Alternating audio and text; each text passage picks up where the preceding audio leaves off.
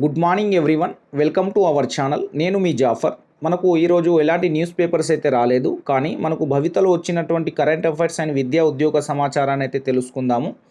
అదేవిధంగా మనకు బీఎడ్ వాళ్ళు సుప్రీంకోర్టులో వేసినటువంటి రివ్యూ పిటిషన్ గురించిన సంబంధించినటువంటి డీటెయిల్స్ కూడా మనము తెలుసుకుందాము. అదేవిధంగా డిఎస్సికి సంబంధించి పిఐఈ అండ్ జీకే ఏ విధంగా చదవాలనే విషయాలను కూడా ఈ వీడియోలో మనము తెలుసుకునే ప్రయత్నం అయితే చేద్దాము. ఇక్కడ మనకు మొదటి అప్డేట్ చూసుకున్నట్లయితే ఆర్బీఐలో 450 అసిస్టెంట్ పోస్టులు అయితే మంజూరు చేయడం జరిగింది. ముంబైలోని రిజర్వ్ బ్యాంక్ ఆఫ్ ఇండియా దేశవ్యాప్తంగా ఆర్బీఐ బ్రాంచ్లలో అసిస్టెంట్ పోస్టుల భర్తీకి అయితే దరఖాస్తులు అయితే కోరుతుంది. మొత్తం పోస్టుల సంఖ్య 450 ఉన్నాయి. అర్హత చూసుకున్నట్లయితే కనీసం 50% మార్కులతో ఏదైనా విభాగంలో బ్యాచిలర్ డిగ్రీ ఉత్తీర్ణులైతే అవ్వాలి. ఎస్సీ ఎస్టీ దివ్యాంగ అభ్యర్థులు డిగ్రీ ఉత్తీర్ణులైతే సరిపోతుంది. అదేవిధంగా పీసీ వర్డ్ ప్రాసెసింగ్ పరిజ్ఞానం కలిగి ఉండాలి. అలాగే సంబంధిత రాష్ట్ర లేదా కేంద్ర పాలిత ప్రాంత భాషల్లో ప్రావీణ్యం అయితే తప్పనిసరిగా ఉండాలి. వయసు చూసుకున్నట్లయితే 1 సెప్టెంబర్ 2023 నాటికి 20 నుంచి 28 ఏళ్ల మధ్య అయితే ఉండాలి. ఎస్సీ ఎస్టీ అభ్యర్థులకు ఓబీసీ 5 ఏళ్ళు ఉంటే ఓబీసీ అభ్యర్థులకు 3 ఏళ్ళు అండ్ దివ్యాంగ అభ్యర్థులకు 10 ఏళ్ల సడలింపు అయితే వయసు సడలింపు ఇవ్వడం జరిగింది. వీరి యొక్క పే స్కేల్ చూసుకున్నట్లయితే నెలకు 20,700 నుంచి 55,700 వరకు అయితే ఉంటుంది. వీరి ఎంపిక విధానం చూసుకున్నట్లయితే ప్రిలిమినరీ ఎగ్జామ్ ఉంటుంది, మెయిన్ ఎగ్జామ్ ఉంటుంది, లాంగ్వేజ్ ప్రొఫిషియన్స్ టెస్ట్ ఉంటుంది, డాక్యుమెంట్ వెరిఫికేషన్, మెడికల్ ఎగ్జామినేషన్స్ ఆధారంగా అయితే ఎంపిక చేయడం జరుగుతుంది. పరీక్ష విధానం ప్రిలిమినరీలో చూసుకున్నట్లయితే మొత్తం 100 ప్రశ్నలకు 100 మార్కులు కేటాయిస్తారు. పరీక్ష వ్యవధి 60 నిమిషాలు ఉంటుంది. ప్రాథమిక పరీక్షలో English language, numerical ability, reasoning ability అంశాల్లో ప్రశ్నలు అడుగుతారు. ప్రధాన పరీక్షలో reasoning, English language, numerical ability, general awareness and computer knowledge అంశాల్లో ప్రశ్నలు అడుగుతారు. ప్రధాన పరీక్షలో మొత్తం 200 ప్రశ్నలకు 200 మార్కులు అయితే ఉంటాయి. పరీక్ష వ్యవధి 135 నిమిషాలు ఉంటాయి. మెయిన్స్ పరీక్షలో అర్హత సాధించిన అభ్యర్థులు లాంగ్వేజ్ ప్రొఫిషియెంట్ టెస్ట్ రాయాల్సి ఉంటుంది. పరీక్ష సంబంధిత రాష్ట్రంలో అధికారిక భాషలో నిర్వహిస్తారు. దరఖాస్తు విధానం ఆన్లైన్ ద్వారా దరఖాస్తు చేసుకోవాలి. ఆన్లైన్ చివరి తేదీ చూసుకున్నట్లయితే 4 అక్టోబర్ 2023 వరకు ఉంది. ఆన్లైన్ ప్రిలిమినరీ టెస్ట్ ఎప్పుడు ఉంటుందంటే 21 అక్టోబర్ 2023 నుంచి 23 అక్టోబర్ 2023 వరకు అయితే ప్రిలిమినరీ ఎగ్జామ్స్ అయితే జరుగుతాయి. ఆన్లైన్ మెయిన్ ఎగ్జామ్ ఎప్పుడు జరుగుతుంది అంటే మనకు డిసెంబర్ 2న జరగడం జరుగుతుంది. మీరు ఆన్లైన్ ఎగ్జామ్ అప్లికేషన్ దీనికి వెబ్సైట్ అయిన ఆర్బీఐ వెబ్సైట్లోకి వెళ్ళి మీరైతే ఈ అప్లికేషన్ ఇవ్వాల్సి ఉంటుంది. ఇక్కడ ఏపీకి సంబంధించి చూసినట్లయితే ఏపీ సివిల్ సప్లైస్ ఏలూరు జిల్లాలో 961 పోస్టులు అయితే మంజూరు చేయడం జరిగింది. ఏలూరులోని ఆంధ్రప్రదేశ్ రాష్ట్ర పౌర సరఫరాల కార్పొరేషన్ లిమిటెడ్ జిల్లా కార్యాలయము ఏలూరు జిల్లాలో ధాన్య సేకరణకు సంబంధించి 2 నెలల కాలానికి ఒప్పంద ప్రతిపాదికన వివిధ పోస్టుల భర్తీకి దరఖాస్తులు అయితే కోరుతుంది. అవుట్సోర్సింగ్ ప్రాతిపదికన 2 నెలలకు మాత్రమే. మొత్తం పోస్టుల సంఖ్య 921 ఉంటే technical assistant 270, data entry operator 270, హెల్పర్లు 421 అయితే ఉన్నాయి. టెక్నికల్ అసిస్టెంట్కి సంబంధించిన విద్యా అర్హతలు చూసుకున్నట్లయితే బీఎస్సీ అగ్రికల్చర్ కానివ్వండి, మైక్రోబయాలజీ కానివ్వండి, బయోకెమిస్ట్రీకి సంబంధించి దాంట్లో అయితే ఉత్తీర్ణులై అయితే ఉండాలి. అదేవిధంగా డిప్లొమా ఉత్తీర్ణులై ఉన్న మీరు దాన్ని అయితే అప్లై చేసుకోవచ్చును. డేటా ఎంట్రీ ఆపరేటర్లు ఏదైనా డిగ్రీతో పాటు పీజీడీసీఏ ఉండాలి. హెల్పర్ చూసుకున్నట్లయితే 8వ తరగతి నుంచి 10వ తరగతి వరకు ఉత్తీర్ణులై ఉండాలి. వీరి వయసు 21 నుంచి 40 ఏళ్ల వరకు ఉండాలి. హెల్పర్లకు అయితే 18 నుంచి 35 ఏళ్ల మధ్య అయితే ఉండాలి. పరీక్ష ఎంపిక విధానం చూసుకున్నట్లయితే అకాడమిక్ మార్కులు, పని అనుభవం, అదనపు విద్యా అర్హతల ఆధారంగా అయితే ఎంపిక చేస్తారు. దరఖాస్తులను ఆఫ్లైన్ ద్వారా మాత్రమే దరఖాస్తు చేసుకోవాలి. దరఖాస్తును సంబంధిత ధృవపత్రాల నకళ్లను జత చేసి రిజిస్టర్ ద్వారా పోస్టు చేసి వ్యక్తిగతంగా జిల్లా పౌర సరఫరాల మేనేజర్, ఆంధ్రప్రదేశ్ రాష్ట్ర పౌర సరఫరాల కార్పొరేషన్ లిమిటెడ్ ఏలూరు చిరునామాకైతే పంపాలి. వీరికి చివరి తేదీ చూసుకున్నట్లయితే సెప్టెంబర్ 18 వరకు అయితే చివరి తేదీ ఇవ్వడం జరిగింది. నిమ్స్ హైదరాబాద్లో వివిధ ఉద్యోగాలు అయితే ఉన్నాయి. హైదరాబాద్ పంజాగుట్టలోని Nizam institute of medical sciences contract ప్రాతిపదికన వివిధ ఉద్యోగాల భర్తీకి దరఖాస్తులు అయితే కోరుతుంది. మొత్తం పోస్టుల సంఖ్య 2 ఉన్నాయి. పోస్టుల వివరాలు లైబ్రేరియన్ 1, బయో స్టాటిస్టిషియన్ 1 అయితే ఉన్నాయి. అర్హత సంబంధిత విభాగంలో పీజీ పీహెచ్డీ ఉండాలి. వయసు 18 నుంచి 44 ఏళ్ల మధ్య ఉండాలి. వేతనం 75,000 అయితే చెల్లిస్తారు. ఎంపిక విధానం పరీక్ష ఇంటర్వ్యూ ఆధారంగా ఉంటుంది. దరఖాస్తును dean Nizam institute of medical sciences Panjagutta Hyderabad చిరునామాకైతే పంపాలి. మనకు చివరి తేదీ సెప్టెంబర్ 30 వరకు అయితే ఉంది. ఇది మనకు నిమ్స్ హైదరాబాద్లో ఉన్నటువంటి ఉద్యోగాలు. అదేవిధంగా మనకు శ్రీకాకుళం జిల్లా జిల్లా డిఎంహెచ్ఓలో 11 పోస్టులు అయితే ఉన్నాయి. శ్రీకాకుళం జిల్లా వైద్య ఆరోగ్య అధికారి కార్యాలయం కాంట్రాక్ట్ అవుట్సోర్సింగ్ ప్రాతిపదికన వివిధ పోస్టుల భర్తీకి దరఖాస్తులు అయితే కోరుతుంది. మొత్తం పోస్టుల సంఖ్య 11. పోస్టుల వివరాలు: ఫీమేల్ నర్సింగ్ ఆర్డర్లీ 9 ఉంటే, ఫార్మసిస్ట్ గ్రేడ్ 2 2 ఉన్నాయి. దీనికి అర్హత 10వ తరగతి first aid certificate, D pharmacy, B pharmacy ఉత్తీర్ణులు అయితే ఉండాలి. ఇది వయసు చూసుకున్నట్లయితే 42 ఏళ్లకు మించరాదు. దరఖాస్తు ఆఫ్లైన్ ద్వారానే చేసుకోవాలి. చిరునామా చూసుకున్నట్లయితే దరఖాస్తు పంపవలసిన చిరునామా మనకు శ్రీకాకుళం డిఎంహెచ్ఓ కార్యాలయానికి అయితే పంపాలి. దరఖాస్తు చివరి తేదీ మనకు సెప్టెంబర్ 18 వరకు అయితే ఉంది. ఇక్కడ కొమ్రంభీం ఆసిఫాబాద్ జిల్లాలో 20 సివిల్ అసిస్టెంట్ సర్జన్ పోస్టులు అయితే ఉన్నాయి. ఆసిఫాబాద్లోని district health society Komaram Bheem Asifabad జిల్లా పిఎస్సిలో కాంట్రాక్ట్ ప్రాతిపదికన civil assistant surgeon medical officer పోస్టుల భర్తీకి దరఖాస్తులను అయితే కోరుతుంది. మొత్తం పోస్టుల సంఖ్య అయితే మనకు 20 ఉన్నాయి. అర్హత చూసుకున్నట్లయితే ఎంబీబీఎస్ ఉత్తీర్ణులై ఉండాలి. వయసు 18 నుంచి 44 ఏళ్ల మధ్య ఉండాలి. వేతనం నెలకు 52,351 అయితే చెల్లిస్తారు. దరఖాస్తు విధానం: ఆఫ్లైన్ ద్వారా దరఖాస్తు చేసుకోవాలి. దరఖాస్తును జిల్లా వైద్య ఆరోగ్య అధికారి కార్యాలయం ఐడిఓసి భవనం కొమ్రంభీం ఆసిఫాబాద్ చిరునామాకు పంపాలి. దరఖాస్తు మనకు చివరి తేదీ సెప్టెంబర్ 23 వరకు అయితే ఉంది.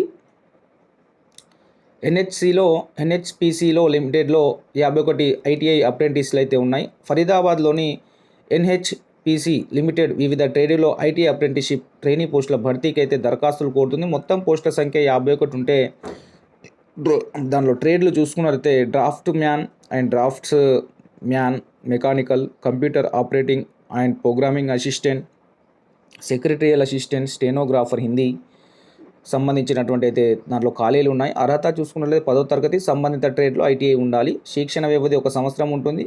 ఈ వయసు చూసుకున్నట్లయితే మనకు అక్టోబర్ 4, 2023 నాటికి 18 నుంచి 25 ఏళ్ల మధ్య ఉండాలి. ఎంపిక విధానం: ఐటీఐలో సాధించిన మార్కుల ఆధారంగా ఎంపిక చేస్తారు. దరఖాస్తు విధానం ఆన్లైన్ ద్వారా చేయాలి. మనకు ఆన్లైన్ చివరి తేదీ అక్టోబర్ 4 వరకు అయితే ఉంది. ఇది మనకు ఐటీఐ అయితే ఖచ్చితంగా ఉండాలి వీరికి.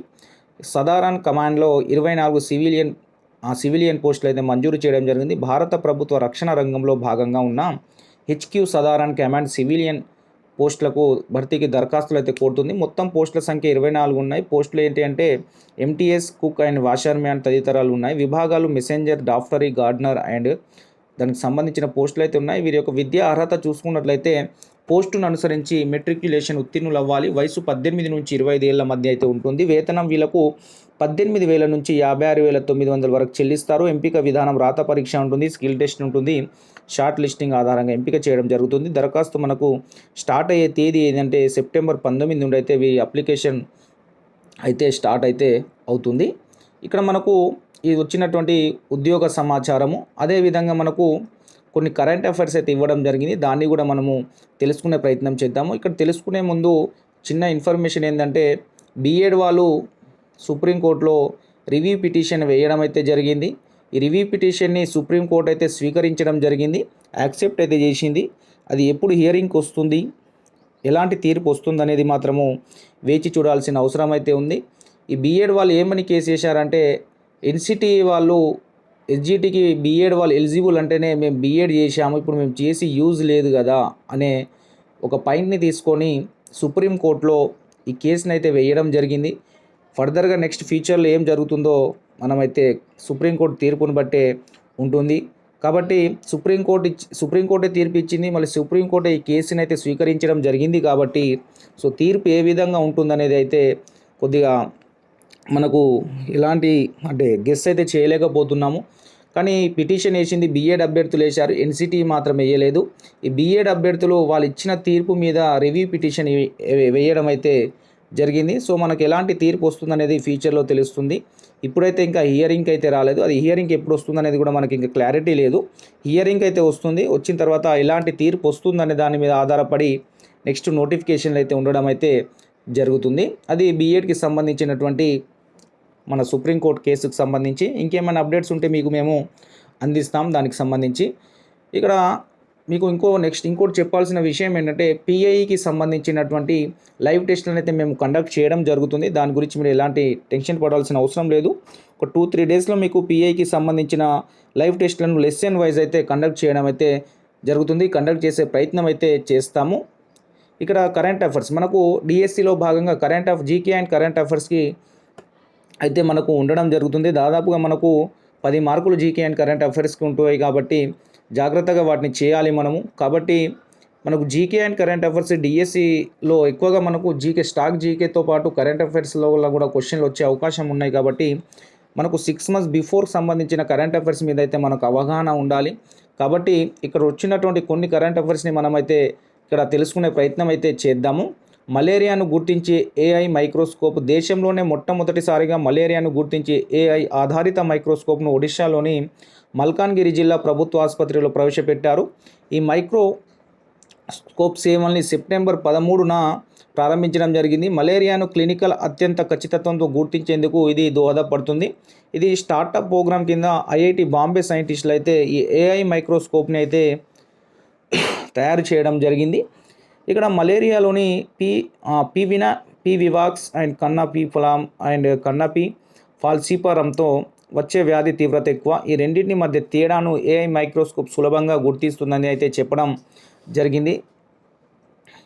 ఇక్కడ మనకు ఐఏఎఫ్లోకి C-295 ట్రాన్స్పోర్ట్ విమానం C-295 ట్రాన్స్పోర్ట్ విమానం భారతీయ వైమానిక దళంలో చేరింది. స్పెయిన్లోని సివిల్లేలో అందజేత కార్యక్రమం జరిగింది. ఎయిర్బస్ సంస్థ నుంచి ఆ విమానాన్ని ఐఏఎఫ్ తీసుకున్నది. C-295 వర్గానికి చెందిన ట్రాన్స్పోర్ట్ విమానాన్ని వైమానిక దళం రిసీవ్ చేసుకుంది. ఇదే మొదటిసారి. ఎయిర్ చీఫ్ మార్షల్ వీర్ చౌదరి ఈ కార్యక్రమంలో అయితే పాల్గొనడం జరిగింది. మనకు ఎయిర్ చీఫ్ ఎవరు అంటే మార్షల్ వీర్ చౌదరి మనకు ఎయిర్ చీఫ్గా అయితే ఉన్నారు. దేశంలో 150 ఎలిఫెంట్ కారిడార్లు అయితే గుర్తించారు. ఏనుగులు సంచరించే ప్రత్యేక ప్రదేశాలను గుర్తించారు. ఇండియాలో సుమారు 150 ఎలిఫెంట్ కారిడార్ ఉన్నట్లు ప్రభుత్వం అయితే తెలిపింది. 15 రాష్ట్రాల్లో ఆ ప్రాంతాలు ఉన్నట్లు చెప్పింది. దీంతో అత్యధికంగా పశ్చిమ బెంగాల్లో ఎలిఫెంట్ కారిడార్లు ఎక్కువగా ఉన్నట్లు వెల్లడించారు. ఆ ఒక్క రాష్ట్రంలోనే సుమారు 26 కారిడార్స్ ఉన్నాయి పశ్చిమ బెంగాల్లో. కేంద్ర పర్యావరణ శాఖ దీనిపై రిపోర్ట్ను అయితే విడుదల చేయడం జరిగింది. కేంద్రం 2010లో ఇచ్చిన నివేదిక ప్రకారం దేశంలో మొత్తం 88 ఎలిఫెంట్ కారిడార్లు అయితే ఉండే 2010లో. ఇప్పుడు 2015లో నిర్వహించిన సర్వే ఆధారంగా ఇండియాలో 30,000 ఏనుగులు ఉన్నట్లు తెలిసింది.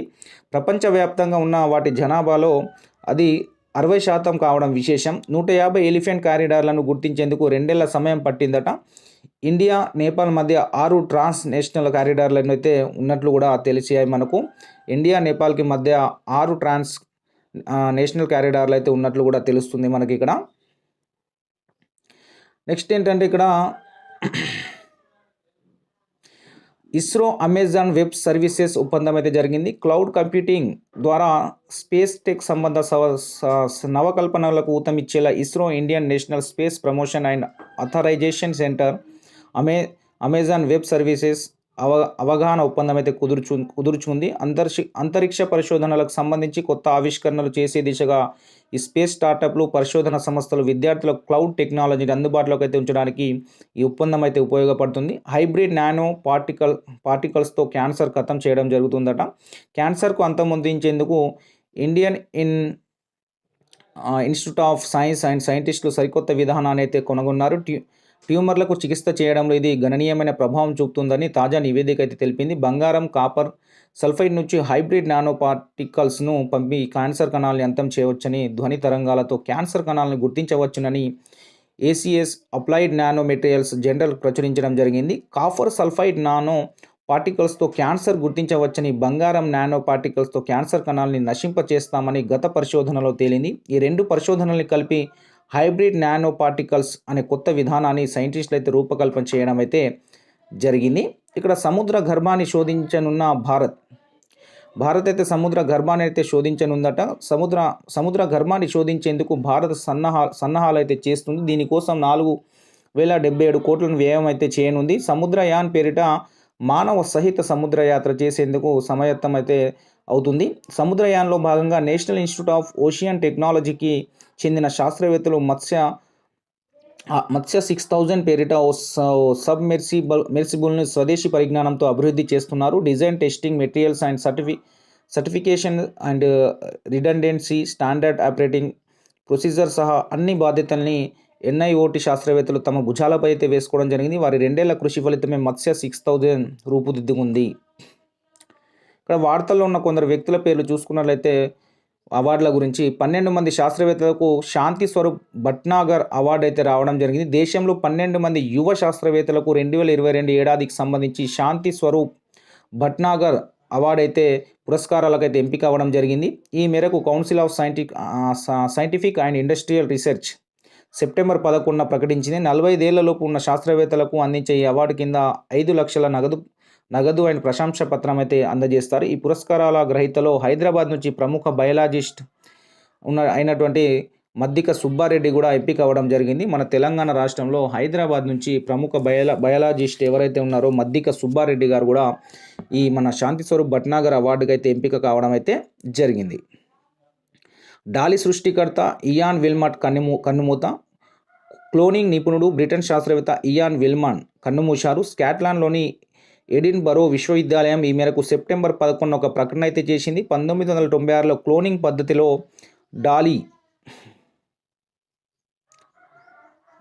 డాలీ అనే గొర్రెను సృష్టించడంతో ఇయాన్ కీలక పాత్ర పోషించారు. ఎడిన్బరో వర్సిటీలోని Roslin institute for animal bioscience ఇందుకు వేదిక అయింది. ఒక గొర్రె కణంలోని కేంద్రకానికి ఉపయోగించుకోవడం ద్వారా విల్మట్ బృందం ఈ ఘనత సాధించింది. ఇది అప్పట్లోనే పెను సంచలనం సృష్టించింది. ఇలాంటి ప్రయోగాలు అనైతికమన్న విమర్శలు వచ్చాయి. విల్మట్ సుశిక్షిత ఎంబ్రియాలజిస్ట్ వైద్య అవసరాల కోసం మూల కణాలను తయారు చేయడానికి ఆయన క్లోనింగ్ విధానాలపై పరిశోధనలు అయితే సాగించడం జరిగింది. డాలీ అనే గొర్రె. పవర్ పాయింట్ సృష్టికర్త డెన్నిస్ ఆస్టిన్ అయితే కన్నుమూయడం జరిగింది. పవర్ పాయింట్ ప్రజెంటేషన్ సహా సృష్టికర్త డెన్నిస్ ఆస్టిన్ గత కొంతకాలంగా ఊపిరితిత్తుల క్యాన్సర్తో బాధపడుతూ కాలిఫోర్నియాలో మరణించడం జరిగింది. MITలో ఇంజనీరింగ్ పూర్తి చేసిన డెన్నిస్ ఆస్టిన్ ఫోర్ థాట్ కంపెనీలోని సాఫ్ట్వేర్ డెవలపర్గా పవర్ పాయింట్ను సృష్టించడంలో ముఖ్య భూమిక అయితే పోషించారు. సాఫ్ట్వేర్ 1987లో విడుదల కాగా కొద్ది నెలల తర్వాత మైక్రోసాఫ్ట్ $14 మిలియన్ అంటే దాదాపుగా 116 కోట్లకు చెల్లించి ఫోర్ థాట్ను కైవసం అయితే చేసుకోవడం జరిగింది. ఇది మనకు కొన్ని కరెంట్ అఫైర్స్ సంబంధించినటువంటి అప్డేట్స్ అయితే ఉన్నాయి. ఇక్కడ ఇంకోటి అంతర్జాతీయంగా చూసుకున్నట్లయితే అంతర్జాతీయ ఆఫ్రికా యూనియన్కు G20లో శాశ్వత సభ్యత్వం. G20 సదస్సులో ఆఫ్రికా యూనియన్కి శాశ్వత సభ్యత్వం అయితే లభించింది. భారత అధ్యక్షతన సెప్టెంబర్ 9-10 తేదీల్లో దేశ రాజధాని ఢిల్లీలో ఉన్న భారత మండపం వేదికగా జరిగిన G20 శిఖరాగ్ర సదస్సులో భారత ప్రధానమంత్రి నరేంద్ర మోదీ ఆఫ్రికా యూనియన్ అధినేత అజలీ అసౌమనిని G20 కూటమిలోకి ఆహ్వానించారు. ఆయన్ను సభ్య దేశాలు అభినందించగా ఆఫ్రికన్ యూనియన్కు కేటాయించిన సీట్లో ఆయన్ను విదేశాంగ మంత్రి జయశంకర్ కూర్చోబెట్టారు. G20లో 55 సభ్య దేశాల ఆఫ్రికన్ యూనియన్ AU చేరికతో ఐరోపా సమైక్య తర్వాత రెండో అతిపెద్ద బహుళ దేశాల కూటమిగా అయితే విస్తరించినట్లయింది. ఆఫ్రికా ఖండంలోని దేశాల్లో 2002లో AU ఏర్పడింది. అంతకు ముందు 32 దేశాలతో ఆఫ్రికా ఐక్య సంస్థగా ఇది ఉండేది. ఆఫ్రికన్ యూనియన్ GDP విలువ $3 లక్షల కోట్ల కాగా జనాభా 140 కోట్లు. G20 కూటమిలో ఇప్పటివరకు AU నుంచి ఒక్క దక్షిణాఫ్రికా మాత్రమే సభ్య దేశంగా ఉందైతే జరిగింది. India middle East Europe economic corridor. చైనాకు చెందిన బెల్ట్ అండ్ రోడ్ ఈ ఇనిషియేటివ్కు ధీటుగా దేశాల మధ్య వేగవంతమైన అనుసంధానమయ్యే ధ్యేయంగా భారత్, అమెరికా తదితర దేశాలు ప్రతిష్టాత్మక ఆర్థిక నడవకు తెరపైకి తీసుకొచ్చారు. Indian Middle East Europe economic corridor నూతన ప్రాజెక్టును అయితే Bharat, America, Saudi Arabia, UAE, France, Germany, Italy, European Union దేశాల నేతలైతే సెప్టెంబర్ 9న సంయుక్తంగా ప్రకటించారు. ఈ మేరకు అవగాహన ఒప్పందంపైన వారు సంతకాలు చేయడం జరిగింది.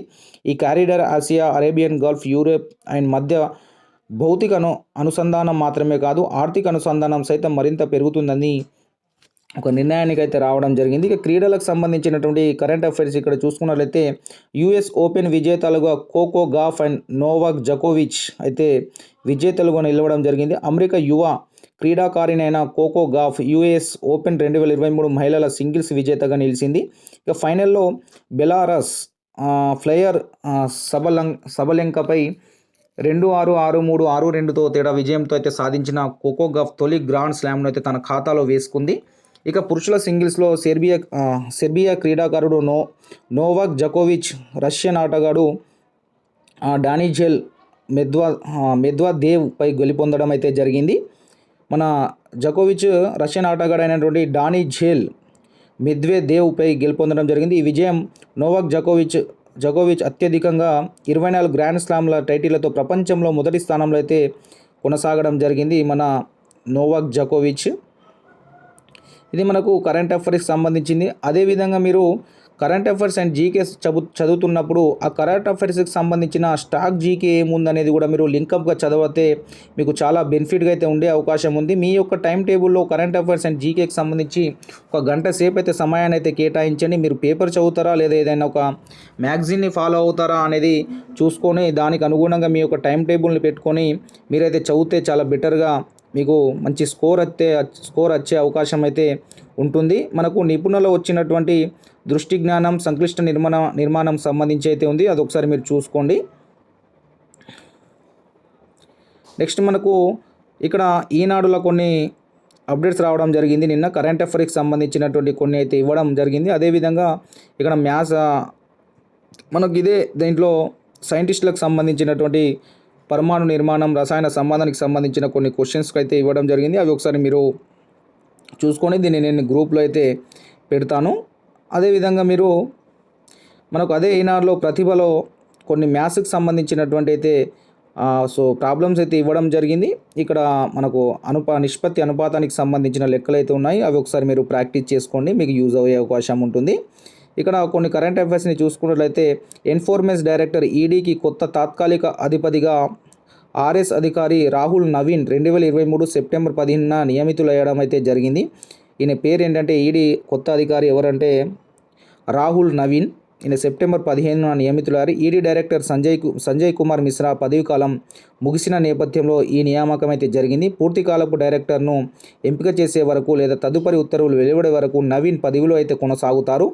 1993 బ్యాచ్ ఐఆర్ఎస్ అధికారి అయిన రాహుల్ నవీన్ ఇప్పటి వరకు ఈడీ స్పెషల్ డైరెక్టర్గా అయితే ఉండడం జరిగింది. టైమ్ మ్యాగజైన్ 2023 ఏడాదికి సంబంధించి ప్రపంచవ్యాప్తంగా 100 అత్యుత్తమ కంపెనీల జాబితాలను విడుదల చేసింది. ఇందులో మైక్రోసాఫ్ట్ మొదటి స్థానంలో ఉండగా తర్వాతి స్థానంలో గూగుల్ మాతృ సంస్థ ఆల్ఫాబెట్ అండ్ మెటా ప్లాట్ఫామ్స్ ఉన్నాయి. ఈ జాబితాలో భారత్ నుంచి ఇన్ఫోసిస్ 64వ స్థానంలో నిలిచింది. 58 దేశాల మొత్తం 1.5 lakhs ఉద్యోగులను సర్వే చేసి అయితే ఈ జాబితాను అయితే విడుదల చేయడం జరిగింది. 750లో 8 భారత్ కంపెనీలు అయితే ఉన్నాయి. ప్రపంచవ్యాప్తంగా టైం పరిగణలోకి తీసుకున్న అత్యుత్తమ 750 కంపెనీల జాబితాలో ఇన్ఫోసిస్ సహా భారత్ నుంచి విప్రో 144వ స్థానం, Mahindra group 210, Reliance industry 248 and HCL 262 and HDFC bank 418, WNS global services 596 and ITC 672 స్థానాల్లో అయితే చోటు దక్కించుకోవడం జరిగింది. International cricket council ICC 2023 September 15న ప్రకటించిన వన్డే ర్యాంకింగ్స్ జాబితాలో 116 పాయింట్లతో భారత్ 2వ స్థానంలో నిలిచింది. ఆస్ట్రేలియా 118 పాయింట్లతో అగ్రస్థానంలో ఉండగా పాకిస్తాన్ 115 పాయింట్లతో 3వ స్థానంలో అయితే ఉండింది. మన ఇండియా అయితే 2వ స్థానంలో ఉంది. మొదటి స్థానంలో ఆస్ట్రేలియా ఉంది, 3వ స్థానంలో పాకిస్తాన్ అయితే ఉంది. ఆడిట్ బ్యూరో ఆఫ్ సర్క్యులేషన్ చైర్మన్గా ఏబీసీ చైర్మన్గా RK Swamy Hansa, group executive chairman Srinivasan K Swamy 2023-24 ఆర్థిక సంవత్సరానికి ఏకీగ్రీవంగా ఎన్నికయ్యారు. ప్రస్తుతం ఆయన Asian federation of advising association చైర్మన్గా వ్యవహరిస్తున్నారు. ఏబీసీ డిప్యూటీ చైర్మన్గా Malayala Manorama chief associate editor director Riyad Mathew అయితే ఎన్నికవ్వడం జరిగింది. ఇక్కడ 2023 నోబెల్ విజేతలకు అందించే నగదు బహుమతి విలువలను ప్రస్తుతం ఉన్న 1 కోటి నుంచి క్రోనార్ల నుంచి 1.1 కోట్ల క్రోనార్లకు పెంచుతున్నట్లు నోబెల్ 2023 సెప్టెంబర్ 15న అయితే తెలపడం జరిగింది. ఇది మనకు ప్రతిభలో వచ్చినటువంటి కరెంట్ అఫైర్స్. అదేవిధంగా మీకు చదువు అనే దాంట్లో కొన్ని మీకు ఈ గ్రూప్ టూ సంబంధించినటువంటి ఎలా ప్రిపేర్ అవ్వాలనేది కూడా మనకు ఈనాడులో ఇవ్వడం జరిగింది. ఇది మనకు కొన్ని కరెంట్ అఫైర్స్ సంబంధించిన ఎడ్యుకేషన్ పేపర్స్లో వచ్చినటువంటి అప్డేట్స్ మీకు రేపటి నుండి రెగ్యులర్గా అయితే న్యూస్ పేపర్ అప్డేట్స్ అయితే అందించడం జరుగుతుంది. మీ యొక్క సాయి సార్ అయితే బిజీగా ఉన్నారు ప్రిపరేషన్లో. మీరు ఏ అయితే ప్రిపరేషన్లో ఉన్నారో డిఎస్సి ప్రిపరేషన్లో సాయి సార్ ఉన్నారు కాబట్టి డిఎస్సికి ప్రిపేర్ అవుతున్నాడు. కాబట్టి ఎప్పటి వరకు మీకైతే అందుబాటులో టైం ఉన్నప్పుడు వస్తాడు, లేకుంటే నేను కూడా టైం ఉన్నప్పుడు మీకు అందించే ప్రయత్నం అయితే చేస్తాను. మీకు పిఐఈ ఎగ్జామ్స్ అయితే కండక్ట్ చేయడానికి నేను ప్రయత్నం చేస్తాను. నా వంతు అయినంత సాయం అయితే మీకు చేయడానికి ప్రయత్నం చేస్తాను. క్వశ్చన్స్ అయితే తయారు చేస్తున్నాము. ఆ క్వశ్చన్స్ తయారు చేసిన తర్వాత మీకు లైవ్ టెస్ట్లు అయితే కండక్ట్ చేయడం అయితే జరుగుతుంది. ఇవి మనకు వచ్చినటువంటి updates. Thank you so much.